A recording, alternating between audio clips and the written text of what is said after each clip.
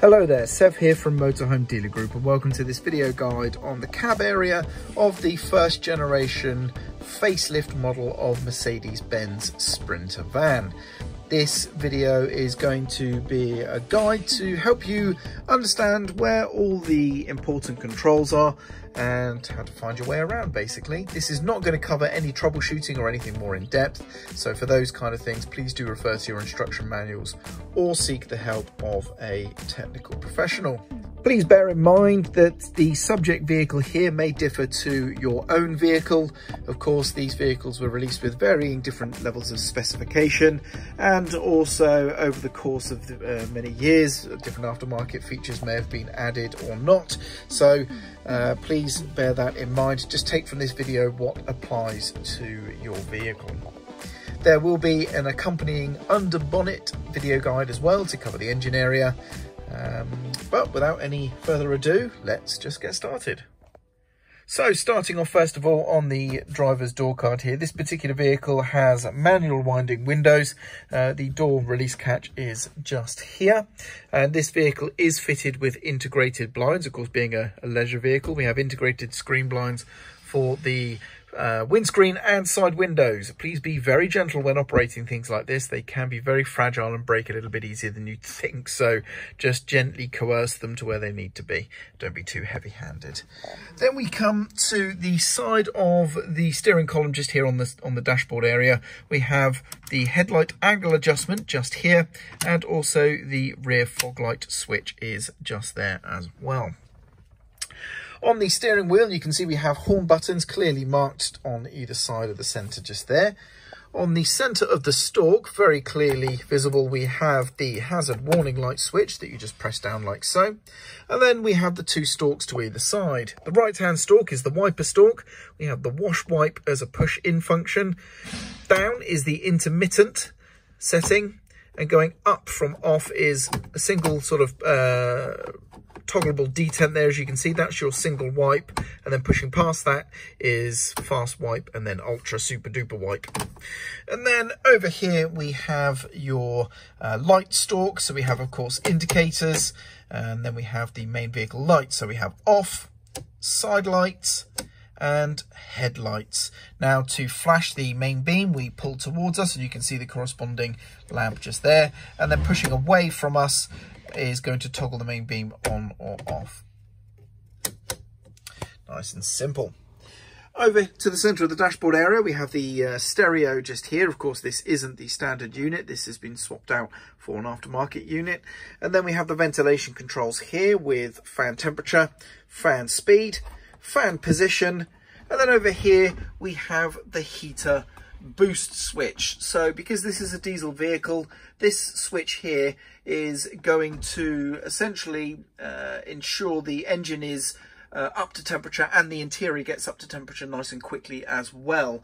So when we press this, there should be an indicator lamp to show us that this has been activated, and then eventually once the temperature coolant reaches 80 degrees C, this switch will turn itself off as well. And to be honest, as they state in the manual, this isn't really needed in temperatures above 5 degrees C. But below that, pressing this button here may just help the vehicle interior and the engine heat up a little bit quicker in those colder temperatures.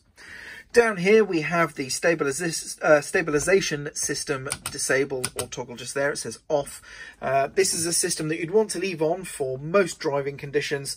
However, of course, there may be a situation where you're in a muddy field or something like that, and this stabilisation system can be hindering you a little bit, so you can disable it there if need be.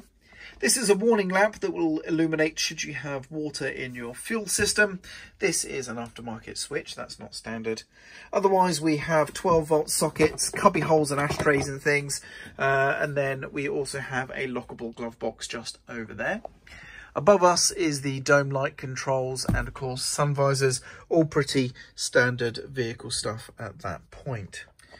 On the instrument binnacle, you can see we have the rev counter on the left. We have the speedometer in the center with miles per hour in the larger. Lettering here and kilometers per hour is in the smaller on this particular unit. And then we have the coolant temperature just up here at the top, and then the fuel gauge to the far right. With the ignition turned on here, you can see we have the odometer on the left and we have the clock on the right. By pressing this button marked MI here, we can go from the odometer, which is showing total miles of course, to the trip computer mileage, and then we can then see the amount of miles left until we need to do another service on the vehicle. So that's how we find that information out just there. To set the clock, we press and hold the clock button until the hours flash, and then we can change the hours using the plus or minus buttons over here. Press the clock button to go to the minutes, we do the same, and then press the clock button again to set that. So that's how we set the clock. This particular vehicle is a manual, but as you can see, the gear lever is just here.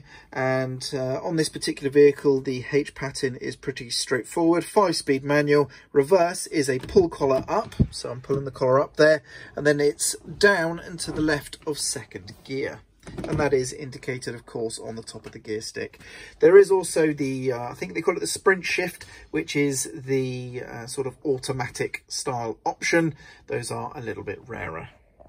The cab seats have adjustment, so these two tabs here, as quite clearly indicated, allow you to adjust the angle of the front or the back of the seat base. So if I was to lift this up, I can then use my body weight or position to adjust the angle of the front, do the same for the back, and then when I'm happy with the height and angle of the seat base, I can then use this lever to adjust the seat back itself.